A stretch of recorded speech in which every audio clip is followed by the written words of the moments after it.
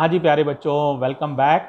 Lecture 13B वही पढ़ रहे हो आप, डीसी मोटर। उसका रिमेनिंग पार्ट बेटे पढ़ाने जा रहा हूँ मैं, और मैथमेटिकल एनालिसिस से बात को शुरू कर रहे हैं। ओके, तो बताओ भाई, सबसे पहले करंट का फॉर्मूला याद है?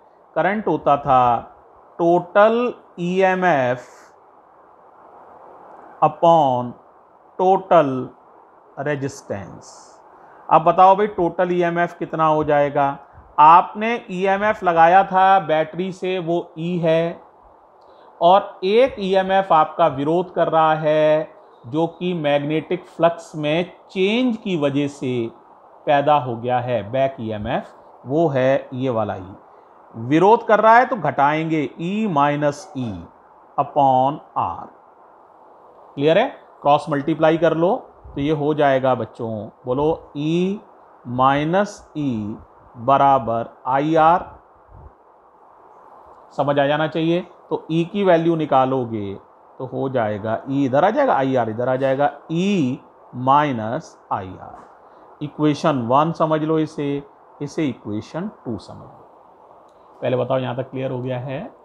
अब अगली बात समझना बच्चों।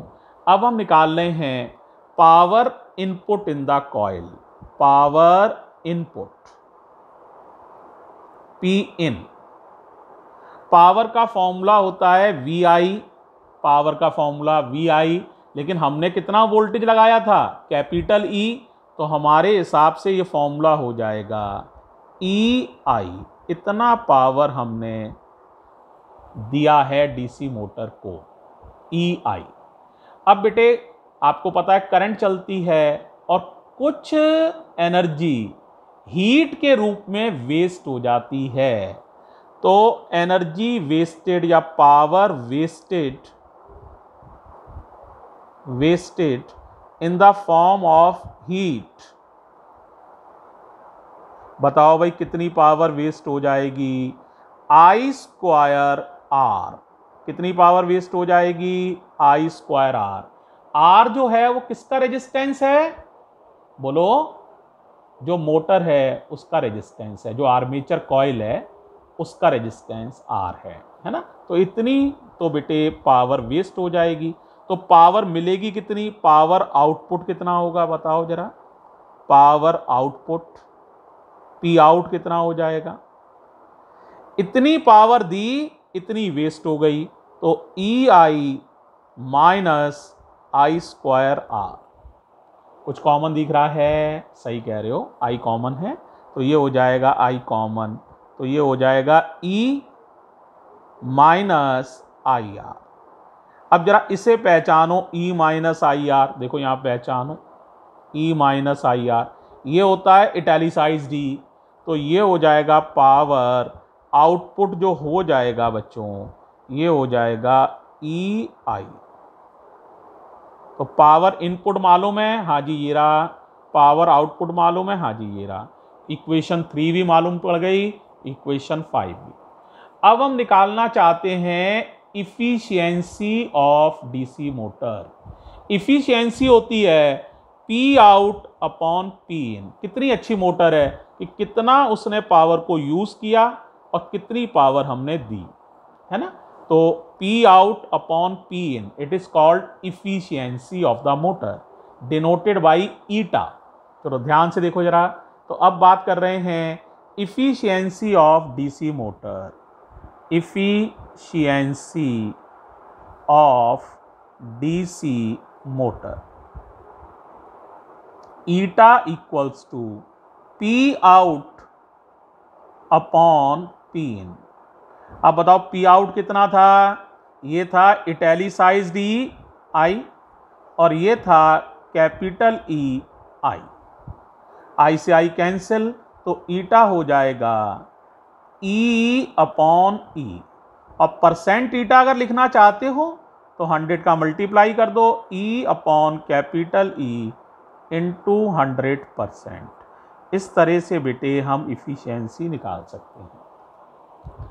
अब हम ये जानना चाहते हैं कि बेटे ये इफिशियंसी कब मैक्सिमम हो सकती है ना? तो जरा उस पर चर्चा करते हैं, जरा ध्यान से देखिए। तो देखो बच्चों, ईटा को हम देखना चाहते हैं, इफिशियंसी तब मैक्सिमम होगी जब आउटपुट हमें क्या मिले, मैक्सिमम मिले। तो इसका मतलब पी आउट क्या होना चाहिए, इसके लिए इफिशियंसी मैक्सिमम होने के लिए पी आउट मैक्सिमम होना चाहिए।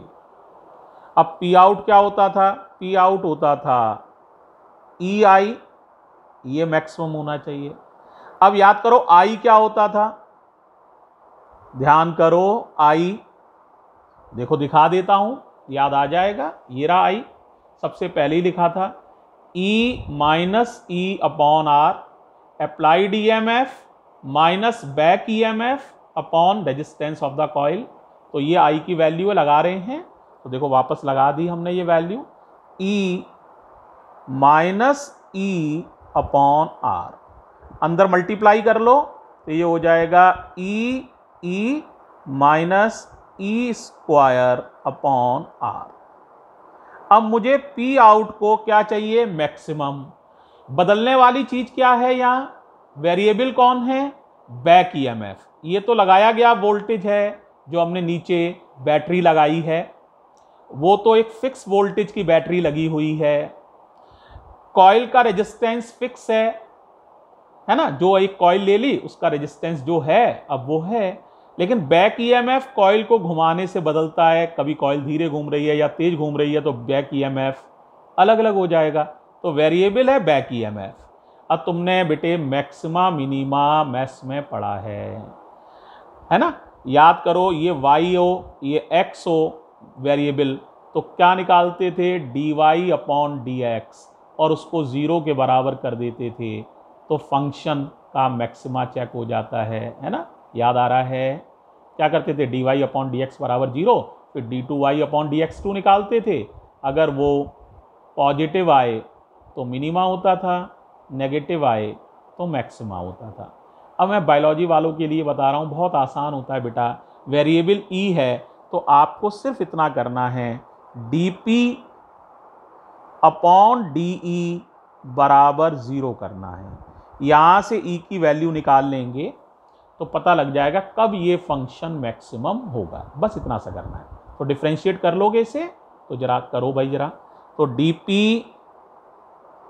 dp out upon de, differentiation तुम्हें करना आता है। x का डिफरेंशिएशन 1 होता है, उसी तरह E का 1 हो जाएगा तो बड़ा E बच रहेगा। x स्क्वायर का 2x होता है तो इसका 2e हो जाएगा। तो क्या हो जाएगा बताओ, इसका 1 तो बचेगा बड़ा E। x स्क्वायर का जैसे 2x होता है इसी तरह e स्क्वायर का 2e हो जाएगा। r तो कांस्टेंट है, कोई लेना देना नहीं, और बराबर 0 तो बराबर 0, r तो 0 में चला जाएगा तो e बराबर 2e, तो यहां से e निकल आएगा e/2, यानी e की वैल्यू कितनी आ गई, e/2। तो हम इफिशियंसी निकाल सकते हैं जबकि हमें मैक्सिमम आउटपुट मिल रहा है, उस समय क्या इफिशियंसी मोटर की होगी वो निकालने जा रहे हैं। तो efficiency of motor when we are getting maximum output, तो देखो बेटे efficiency of motor when we are getting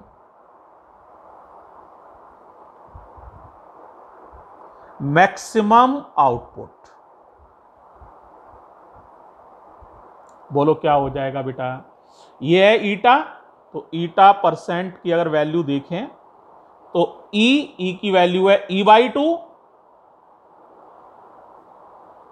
upon ये वाला e, ये तो e लिखा ही है, और इनटू 100%। ई से ई कैंसिल, 2 से ये कट जाएगा 50 पर, इसका मतलब इफिशियंसी कितनी होती है, 50%। तो याद रखो बेटे, जब कोई डीसी मोटर मैक्सिमम आउटपुट देती है उस समय उसकी इफिशियंसी 50% ही होती है। तो मैंने ये भी आपको बता दिया बच्चों। ये हो गई mathematical analysis of DC motor.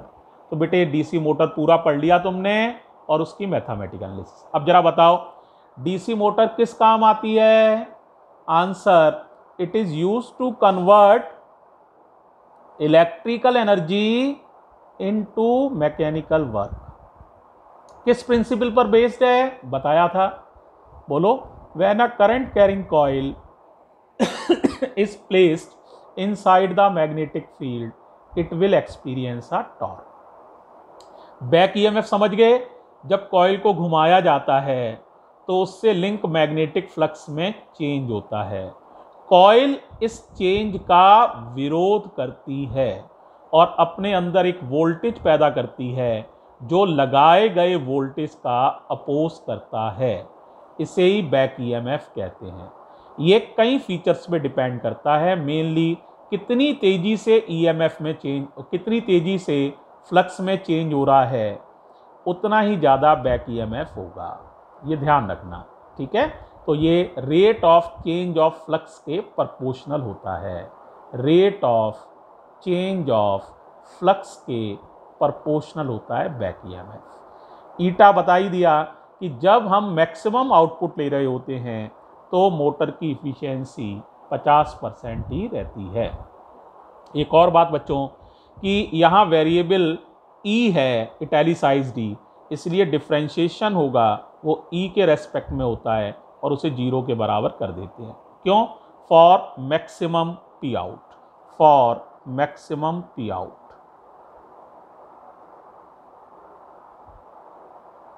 इसका मतलब पी आउट तब मैक्सिमम होगा जब ई की वैल्यू E/2 होगी, है ना।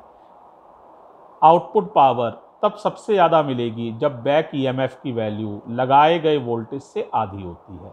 ठीक है, सारी बात क्लियर? थैंक यू बच्चों।